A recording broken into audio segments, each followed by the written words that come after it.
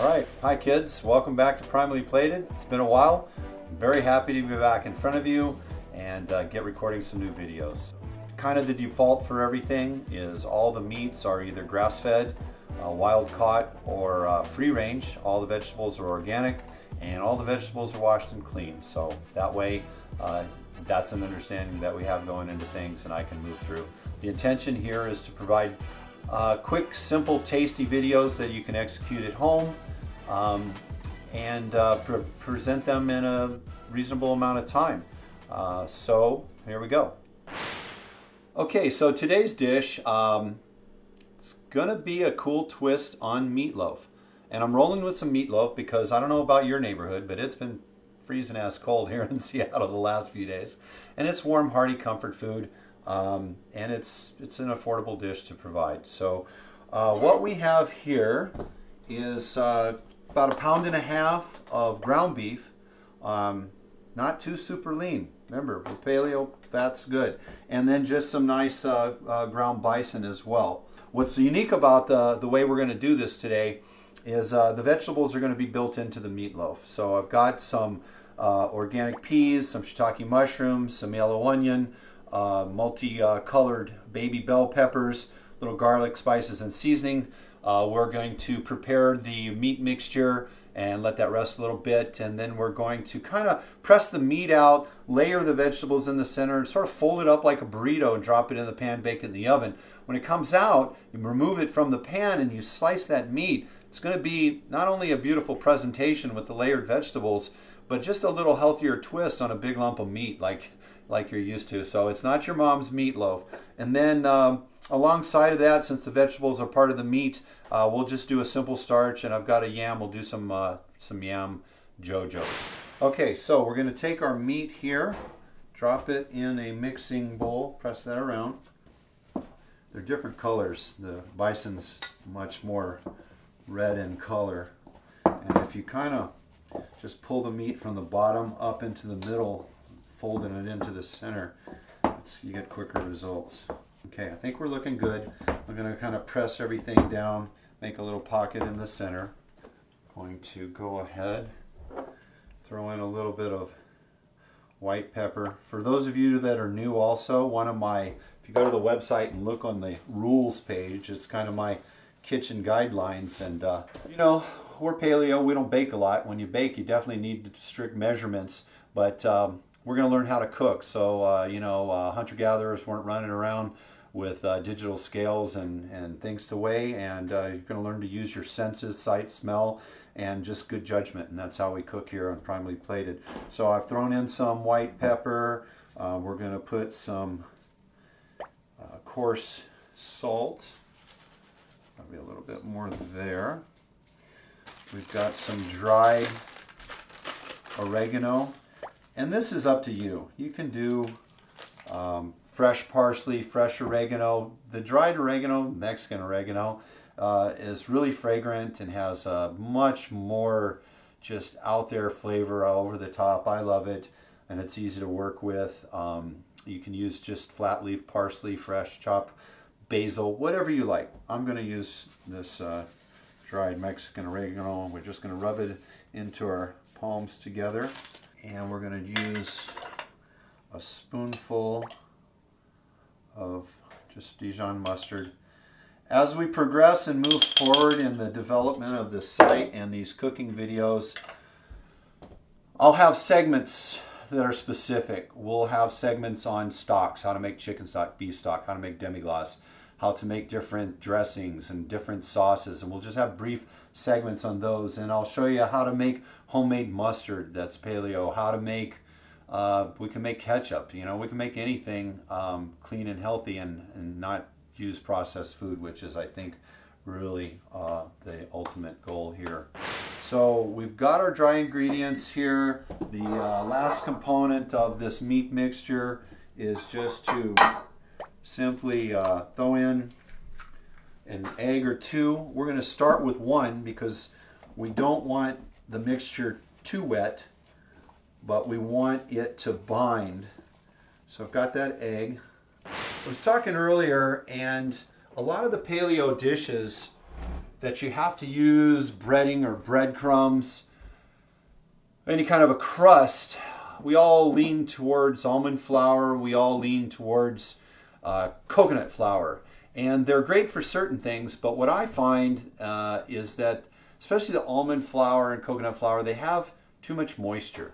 You know, you're taking a nut that's got a lot of oil in it and grinding it into a powder, and it assumes the form, but it's just got too much moisture for me to do what I want it to do sometimes.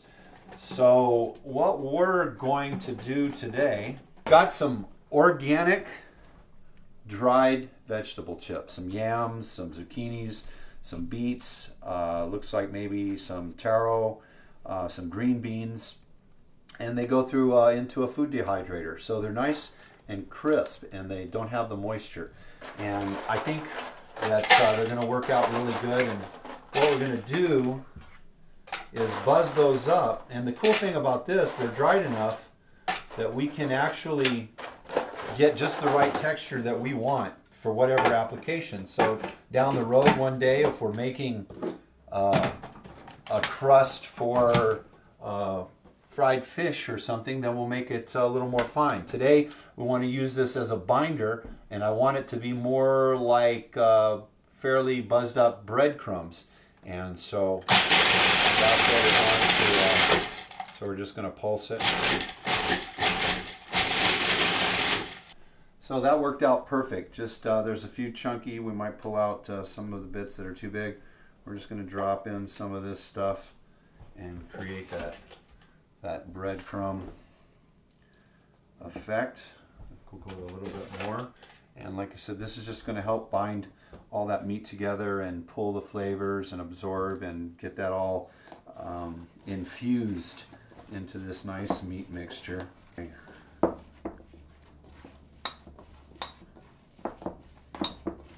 It's all about the feel. I don't want that. If I put another egg in there, it's going to be too runny. So we're just going to plop a spoonful of EVO, extra virgin olive oil. I'm using Spanish olive oil. I like the Spanish olive oil. Spain actually is the biggest producer of olive oil between Italy, Greece, and Spain. And I find that it's a better value. You can get a really great quality. The Spanish olive oil tends to have less of a green flavor and more of a nut sort of flavor. What we're going to do alongside with this meatloaf is the yam. We're going to prep that up in a minute. The oven's on 400. I've got just a shallow frying pan with about 1 inch of water that I'm going to bring to simmer back here. And we're going to blanch the yam so that when we go to fry it, I don't think I need those. When we go to fry it, I can cook that quicker. So we're going to prep this yam and just take the ends off. The skin has lots of healthy minerals and vitamins, so we're going to leave that be. And basically we're just going to cut this into some wedges. Gotta be careful when you're doing this. And I think for our application, for this one dish, 4 is going to be plenty. So once this water gets up to temp, it's already starting to bubble just because it's a shallow amount of water. We're going to go ahead and just drop these in. And the intention here in blanching is just to break everything down and get it enough that you could begin to put a toothpick into it. So like I said, that we don't have to fry it for a really long time. Okay, so now we're going to finish off with the things that are going to go into the center of the meatloaf dish and keep things pretty simple. We've got some shiitake mushrooms, a yellow Spanish onion, which I prefer. White onions can be a little on the hot side. Red onions are great for salads, and I like them raw. I like sweet onions when you're going to do any kind of cooking with them. Some organic frozen peas thawed out, and the bell peppers. So we'll start with the shiitake mushrooms. When you do shiitakes, the stems can be super tough. And what I do is recommend is cutting off the stems and using the caps. And what you can do is save the stems. And if you like mushrooms and you cook with them and shiitakes often enough, you can just freeze the stems, and when you accumulate a good amount, you can actually just make like a mushroom tea out of the stems or a mushroom stock, and use that to flavor different things with down the road, just like a vegetable stock or a chicken stock or a beef stock. A nice kind of thin slice so that they keep their shape. Now I take these baby bells, red, nice and tender, don't have lots of seeds. I'm going to remove the caps with the stem. Going to do the same technique as the mushroom caps with the bell peppers, and slice those with their round shape. We are going to chop these up just a little bit, a real rough chop, nothing super crazy and fine. And that's going to mix those nice bright colors. And I don't know if you're aware, but bell peppers are actually higher in vitamin C than oranges, kids. So they're another good source of a great antioxidant. This time of year, vitamin C is important to bump up your intake a little bit to help fight that bad stuff going around this time of year. All you need to do with an onion is the proper technique is to start at the bottom and slice into it this way, horizontally. Cut into it, and then give it some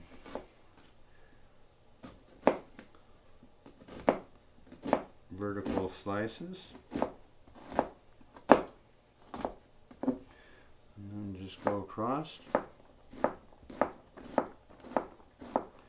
And you've got your slice-o-dice-o-matic.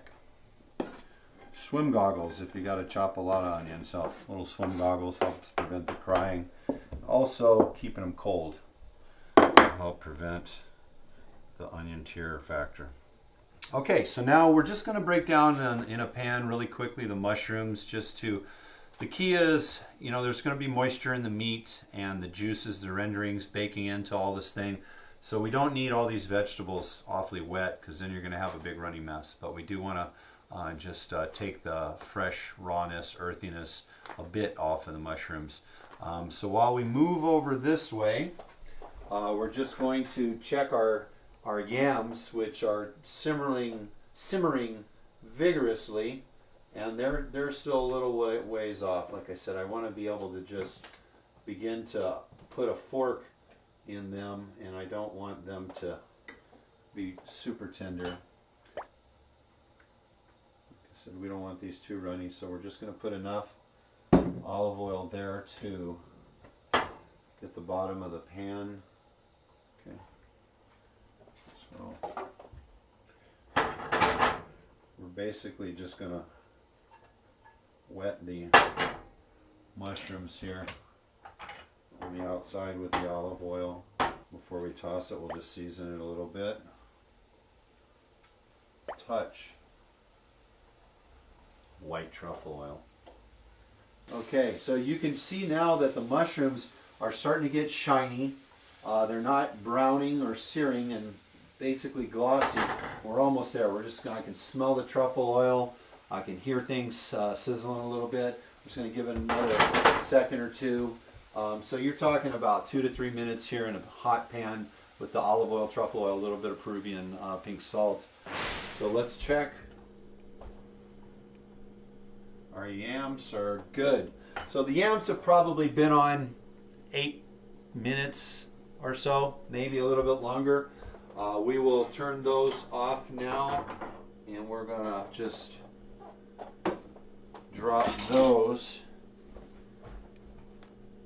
and drain the water out.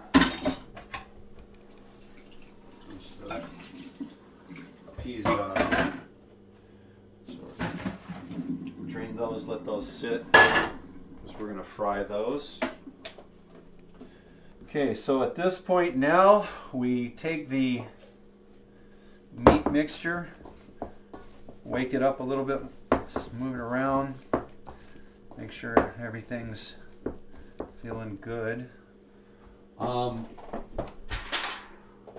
We're just making a small enough amount for this show, so I'm going to use a miniature little casserole aluminum dish. You're making whatever size you want for at home. I'm going to cut this probably in half. Make this into a ball. Kind of make sure there's no gaps in there, just like you're making a big giant meatball. And then we're gonna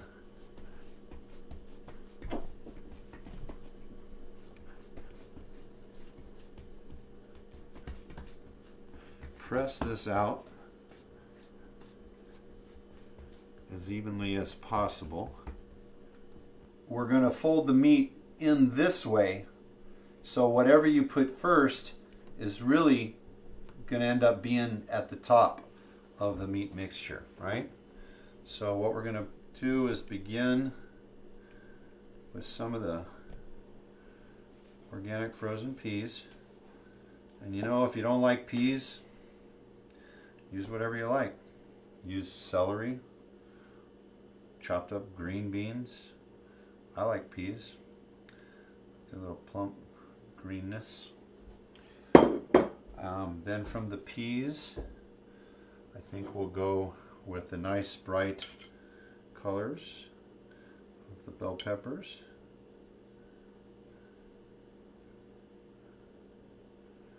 Put that in, just raw.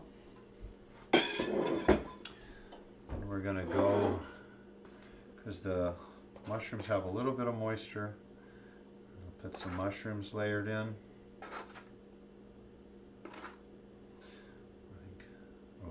That truffle oil. God, I love it. It smells so good. And then we'll put, you know, we don't need a ton of onion because these onions are raw. Okay, so now at this point, it's just like I said, like a kind of like a burrito. Meatloaf burrito. Just kind of flop that all together.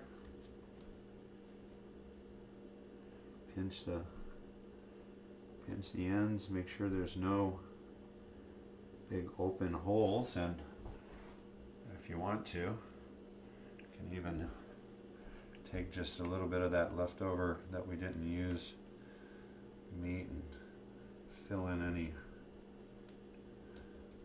gaps there. Okay, so we're just going to take a little bit of this olive oil, drizzle it into this pan, let it drip around, and just like you're, you know, preparing a pan for a cake or something, we're just going to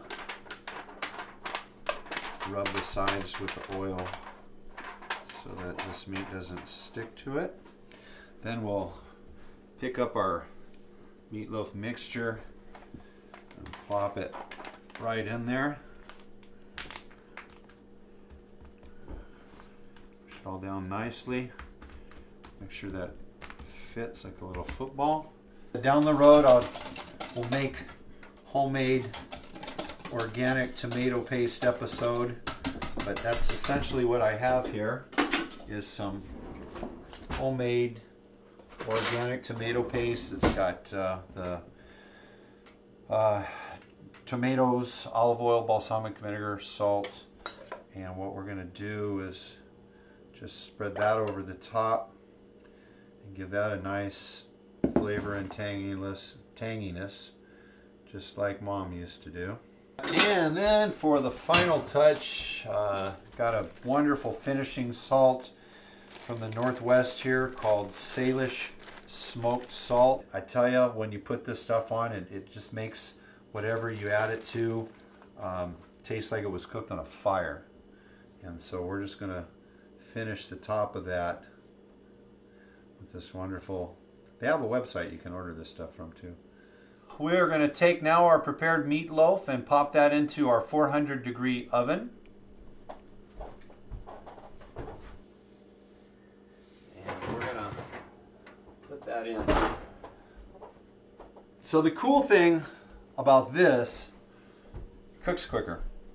You don't have this giant, huge, dense brick of meat that you've got to get to 155-degree temp in the center to be cooked through and to kill all the things that we need to kill.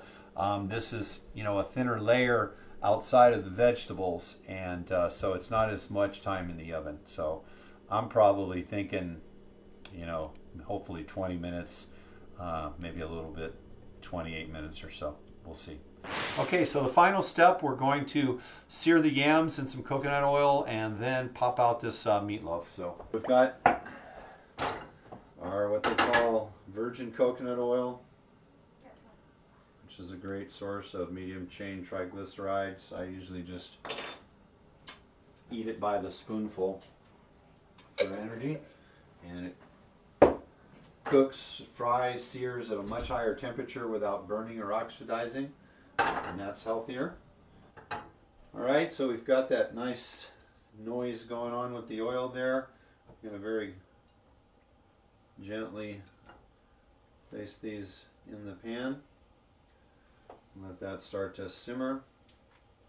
We're going to go ahead and pull this meatloaf out of the oven. It's separating from the sides and shrunk up a little bit, so I think that is good.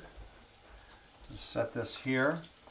Okay, so our yams are pretty much there. We've got a nice brown caramelized on both sides and the skin side. I'm going to pull those out, set them aside on a paper towel to drain, dry up, turn her off, and let's give this meatloaf a try and hope that everything turned out the way it's supposed to. So we're just going to take this end off first.